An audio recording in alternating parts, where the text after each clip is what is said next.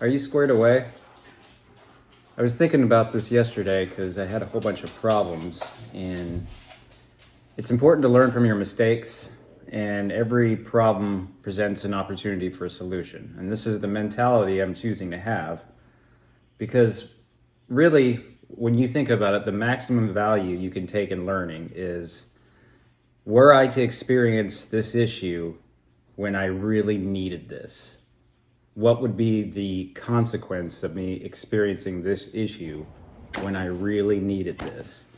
And so every time something breaks on the range, or a battery goes dead, or something doesn't work or comes loose, I ask myself, what if this happened when I really needed this? And I find that if I consciously and actively take this mindset, it's a mindset of awareness, really, that I can obtain maximum value from my daily activities. Case in point, yesterday's range day, where we've been focusing a lot on 357s and revolvers and my lever guns over the last, I'd say, spring months. And it's important to have your main go-tos be squared away, obviously. So you ask yourself, how squared away are you? Are you squared away? And I'd say for the most part, yes. And that doesn't mean just owning a bunch of stuff. I'm a terrible example, being a collector and kind of a gear nerd. I own more stuff than most people probably should. We've been working on downsizing and kind of standardizing, but I digress. Another case in point here would be my affinity for, the Daniel Defense quad rail systems, whether it be the RIS-2 or this here. I always get this wrong. Omega 9. So, bit of a truncated version of the RIS-2. But we went down to the range yesterday to, basically go through and make sure all my main go-tos are squared away. And I'd say this one right here is probably my primary at this point. It kind of hits the sweet spot. It's light, very basic. The only thing I have to maintain batteries on is the light, and I can keep a couple spare. And the foregrip, obviously have the classic A2 where, I don't really store stuff in there. On my other BCM grips, I store other batteries in there, since I have multi-battery systems on my Mk18, which we're going to talk about here in a minute.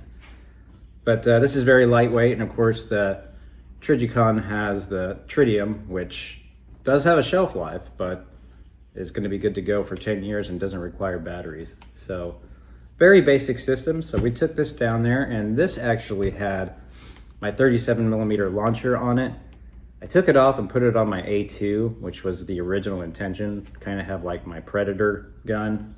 Truth be told, I preferred it more on this particular rifle system, but it's nice to have it in its basic configuration and its go-to status. So Trigicon is dialed in at 25 meters, yards, which are roughly loosely equivalent, and I sight in most of my go-tos at 25.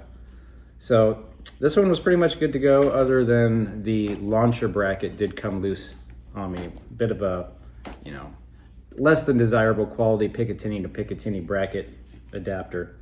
So went ahead and tried this, sighted this in prone, 25 meters on the bag, and a little bit just prone shooting off the sling. So then we went and really got to our real first problem, which was my Mk18. Now my Mk18 is, kind of a little bit of a doozy. It's kind of an expensive gun.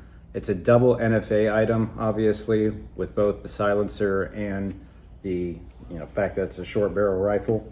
So it's a real Mk18, totally legit. And we ran a Trigicon MRO on it, and I have had a lot of issues with battery life with the Trigicon MRO over the last, let's say, 5 years. It's kind of hit its sweet spot on the Mk18, being that the Mk18 is kind of set up to be a night vision gun. It's got the Hollow Sun, I don't remember the model, laser, infrared illuminator and laser. And it's also got the standard Surefire light on it. And being that it is a Trigicon, it takes the CR2032 batteries, and we've had a lot of issues with those dying before. So we keep a set of those in the foregrip, in the BCM foregrip. And luckily we had some on site. That foregrip can be kind of difficult to get open, but we keep those 2032s in there.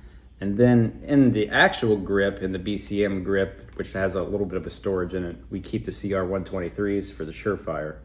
So the Surefire and the Hollow Sun infrared laser illuminator both take CR123s. I only have 2 stored in the grip, so hopefully both devices don't die at the same time. But you know, if they do, they do. But it was dead on the range, so we had our backups and we were good to go. Now, the Mk18 does have backup 45-degree iron sights, pretty good ones actually, that could be a good backup in the case that the Trigicon MRO is dead. It does have the 3x magnifier on it, rendering it kind of a heavy gun for being a short barrel rifle. It's got the Huxworks 5.56 Venom can on it. And again, dead battery, not the biggest deal, being that it's got the backup iron sights, but what if it didn't? And what if I needed something where I really needed to reach out, where I needed a 3x magnifier and the MRO was dead when I needed it? So how fast could I do a battery change from that foregrip?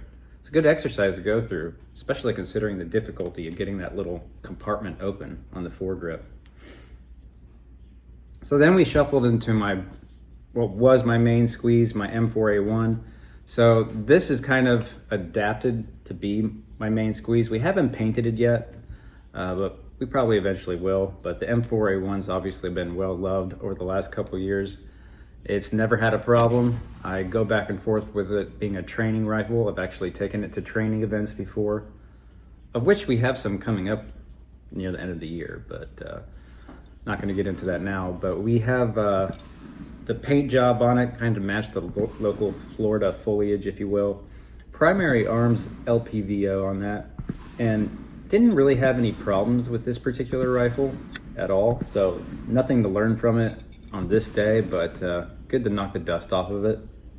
And then we transitioned over to pistol, the new Glock. Really, no real lessons to learn here other than you should probably sight your pistols in more sooner than later. I've had that Glock sitting around for a couple of months. Got a really good deal on it, a Blue Label deal, which is a prior military law enforcement deal that they give, where you can pick up a Glock at fairly low cost. I got the Glock 17 MOS 5th Gen for just over 500 bucks. Pretty good deal, but the Hollow Sun SCS charging system, or red dot that I have on it, actually it's a green dot, optic was way off. So my shooting was off, obviously, to start with, so we had to make the adjustment, but sat around for a couple of months. Not my main squeeze go-to pistol, this is just brand new. I have my Glock 19, which is pretty much dialed in, but what if I needed it and it was off? But just some things to think about. How squared away are you? Last but not least was some shotgunnery. Now, I don't know if you can see this,